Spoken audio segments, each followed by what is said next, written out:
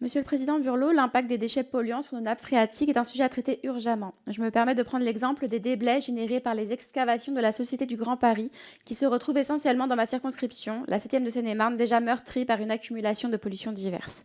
Parmi les déchets déversés, on retrouve plusieurs milliers de tonnes qui contiennent de la pyrite. Il est nécessaire de préciser que la pyrite a la propriété de s'oxyder progressivement au contact de l'air, dégageant ainsi de l'acide sulfurique gazeux et liquide, drainant les métaux lourds vers le bas.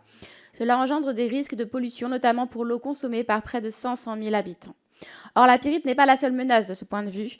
Les sources de pollution s'additionnent, solvants de nettoyage d'avions, métabolites de pesticides, PFAS, etc. Pouvez-vous nous indiquer quels sont les moyens financiers mobilisés pour réduire ces sources de pollution, mais aussi nous parler des propositions du Cercle français de l'eau pour éviter en amont ces dernières? Sur les pollutions, ce qui a été abordé par Mme Soudet, ça c'est inacceptable.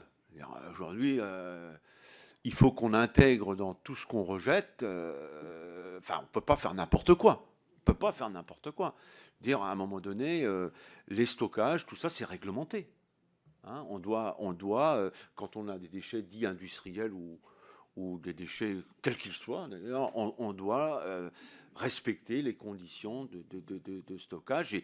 Et aujourd'hui, c'est pas acceptable.